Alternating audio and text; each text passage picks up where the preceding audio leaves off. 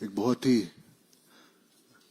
Stressful news पढ़ा होगा आप लोगों ने कि 5600 करोड़ का ड्रग हॉल हुआ है, ड्रग बस्ट हुआ है दिल्ली के अंदर में, और उसमें बहुत सारी चीजें निकल के आई हैं जो हमारे नेशनल स्पोक्सपर्सन और सीनियर लीडर बीजेपी के डॉक्टर सुधांशु त्रिवेदी आप लोग को उसके बारे में डिटेल में बताएंगे। मित्रों, आज हम आपके समक्ष एक बहुत गंभीर परंतु चिंताजनक विषय रखना चाहते हैं। जैसा आप सभी ने अभी मीडिया में देखा होगा कि दिल्ली में 5,600 करोड़ रुपए की ड्रग्स बरामद हुई हैं। यह क्वांटिटी इसलिए महत्वपूर्ण है कि यूपीए के शासनकाल में 2006 से 13 के बीच में सिर्फ 768 करोड़ रुपए की ड्रग्स की बरामदी हुई थी पूरे भारत में। यह वो दौर था 768 करोड़। यह वो दौर था जब मुंबई से लेके पंजाब तक ड्रग्स की गिरफ्त में था। और अगर एक जगह पे 5,600 करोड़ रुपए की ड्रग्स पकड़ी गई है, और यह भी बता दूं 14 से 22 के बीच में हमारी सरकार ने 22,000 करोड़ रुपए की ड्रग्स पकड़ी, उससे अधिक चिंता की बात यह है कि इसका जो मुख्य आरोपी है, जो किंगपिन है, जिसका नाम तुषार गोयल है, जिसका डिक्की गोयल के नाम से सोशल मीडिया अकाउंट है, वो इंडियन यूथ कांग्रेस के आरटीआई सेल का चीफ है। बहुत गंभीर बात है। यानी अब यह बात साफ हो रही है कि राहुल गांधी की मोहब्बत की दुकान में अभी तक नफरत के सामान तो दिख रहे थे, अब नशे का सामान भी मिलने लगा है। और यह बात हम आपके समक्ष केवल आरोप लगाने के लिए नहीं कह रहे हैं। हमारे पास वो इंडियन यूथ कांग्रेस के में मुख्य आरोपी तुषार गोयल का अपॉइंटमेंट लेटर है। ये 24 मार्च 2022, और महत्वपूर्ण बात यह है कि इस अपॉइंटमेंट लेटर में राहुल गांधी जी और सोनिया गांधी जी का भी जिक्र है। मैं आपके समक्ष पढ़े दे रहा हूं। लिखा हुआ है कि dear mister Tushar, I hereby please to appoint you as chairman RTI Department of Delhi Pradesh Youth Congress with immediate effect. आगे की लाइन इंपॉर्टेंट है। Indian Youth Congress is confident that you will devote yourself time and energy further strengthening the organization with as the Congress party under the able and dynamic leadership of Sri Rahul Gandhi ji, Srimati Sonia Gandhi ji, Sri Krishna Allavar ji, in charge Indian Youth Congress, and Sri Srinivas BV, the president. अब बताइए, अब हमारा सीधे उनसे सवाल है, अगर ये आरटीआई सेल का चीफ था तो आज देश की हर जनता का ये राइट टू इंफॉर्मेशन है कि कांग्रेस पार्टी के साथ इस मुख्य आरोपी, जो इतने बड़े, शायद देश में सबसे बड़े ड्रग कंसाइनमेंट को पकड़े जाने का मुख्य आरोपी है, उसके साथ क्या संबंध है। दूसरा, संबंधों का सिलसिला सिर्फ यहां तक नहीं है। ये श्री दीपेंद्र हुड्डा जी के साथ इनकी फोटो है।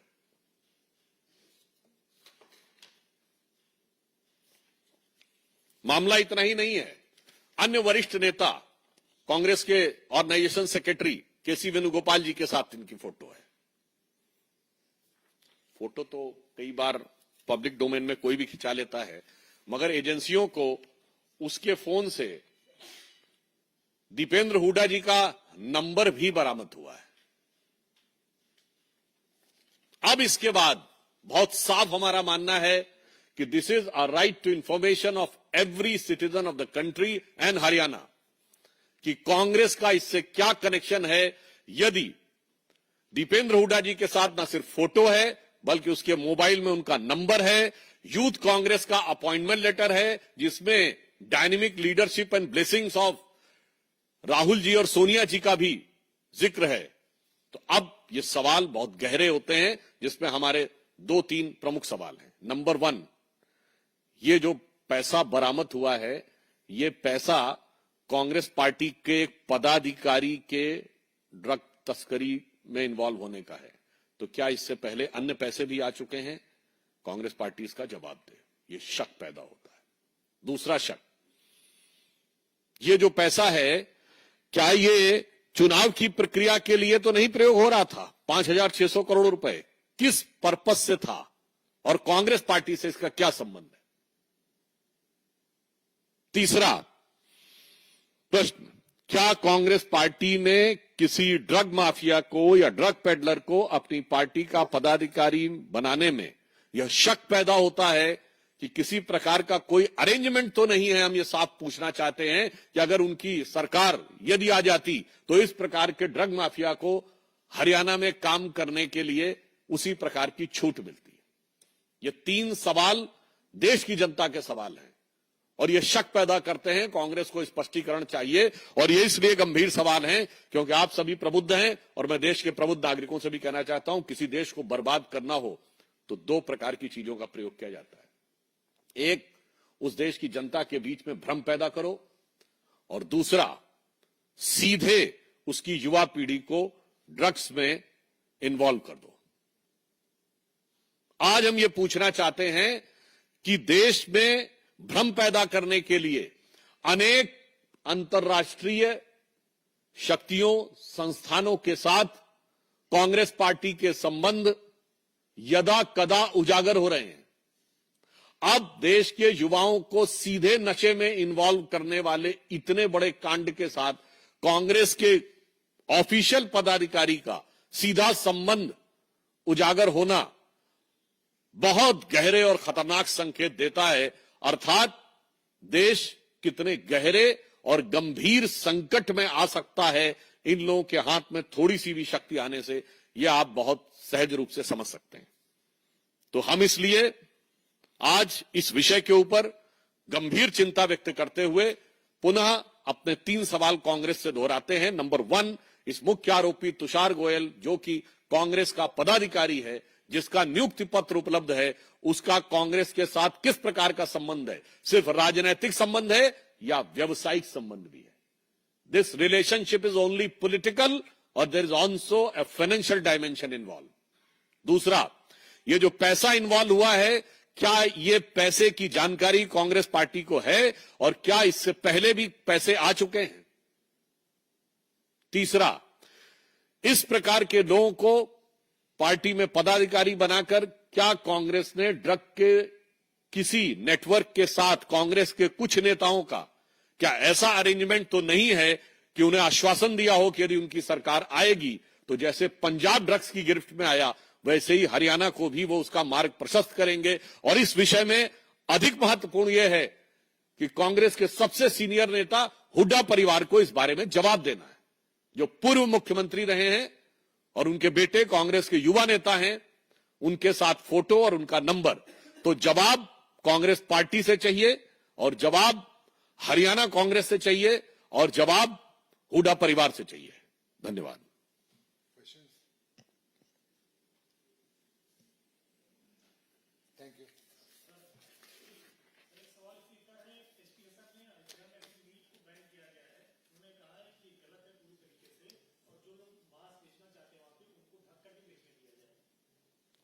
इन सारे विषयों के ऊपर स्थानीय सरकारों के स्थापित नियम हैं और उन नियमों के अनुसार जो भी युक्त संगत निर्णय होता है वो प्रदेश की सरकार लेती है।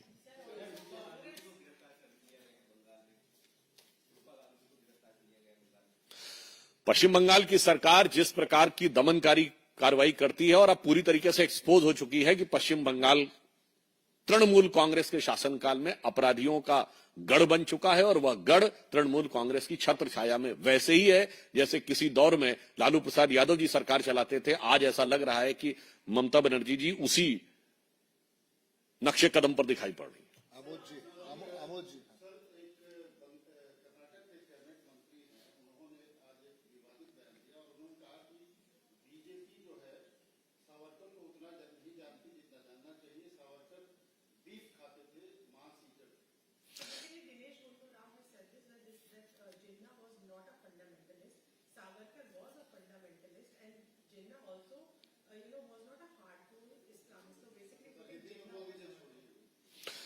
देखिए, पहले तो कांग्रेस के कर्नाटक सरकार के किन किन मंत्रियों के विवादित बयानों पर जवाब दिया जाए। चुनाव से पहले आपको याद हो कि वो डीके सुरेश ये बोल दिए थे कि टैक्स कलेक्शन ज्यादा होता है तो हम अलग हो सकते हैं।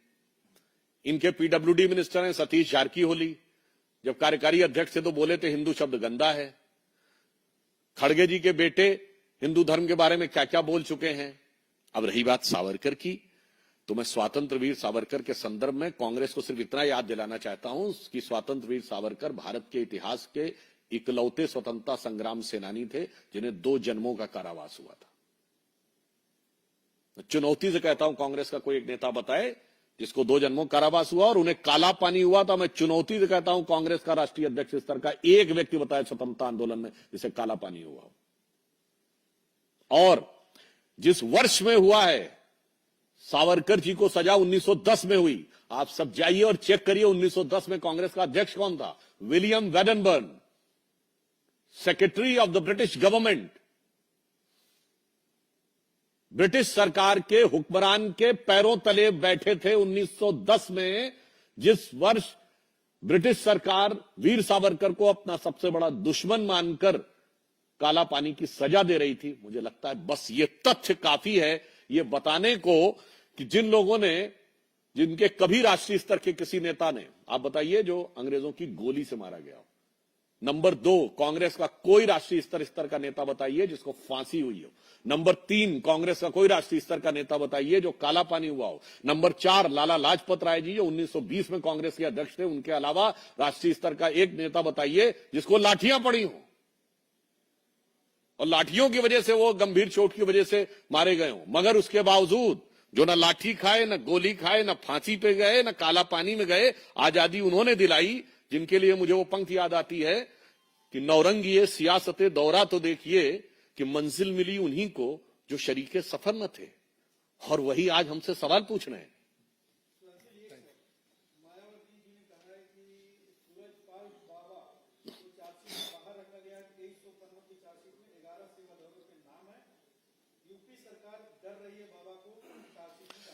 देखिए, जांच एजेंसियां तथ्यों और साक्ष्यों के आधार पर कार्य कर रही हैं और जो जो जांच आगे बढ़ेगी, जिस जिस व्यक्ति की आवश्यकता होगी, पूछताछ अथवा चार्जशीट का कार्य, यह न्यायिक प्रक्रिया की देखरेख में जांच एजेंसियों के द्वारा किया जा रहा है।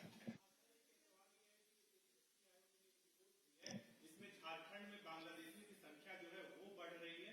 पहले आदिवासी को कर दिया जा रहा है, फिर कहीं न कहीं धर्मांतरण भी करवाया जा रहा है। देखिए, ये बहुत स्थापित और व्यवस्थित रूप से भारत में घुसपैठ और उस घुसपैठ को राजनीतिक और संवैधानिक संरक्षण विगत कई दशकों से दिया जा रहा था और मोदी जी की सरकार आने के बाद ही उसके ऊपर एक नियंत्रण आया है।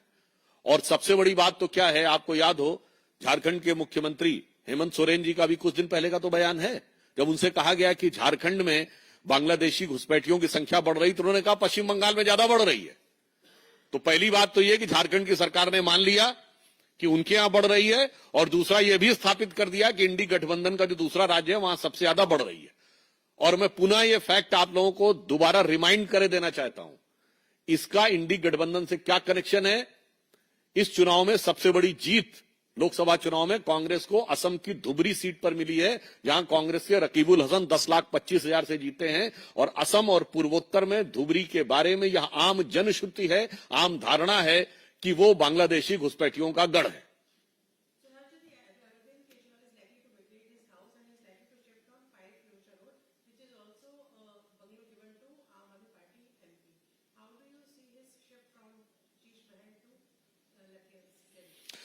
मैं सिर्फ ये कहूंगा कि जो शीश महल ने उनके अंदर के ख्वाबों को जिस तरीके से शीशे की तरह साफ कर दिया है, अब वो कुछ भी कर लें, मुझे लगता है अब वो बात बनने वाली नहीं है।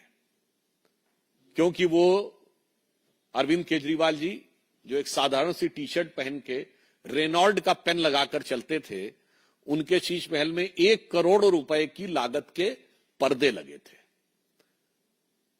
कई लाख रुपए की कीमत के कमोड लगे थे। तो इस ढंग से अब यह साफ हो गया, अब वो चाहे किसी भी घर में चले जाएं, फितरत थोड़ी बदल जाएगी। जो कहा गया ना, बिगड़ी बात बने नहीं, लाख करो किनकोए, रहीमन बिगड़े दूध को मथे न माखन होए।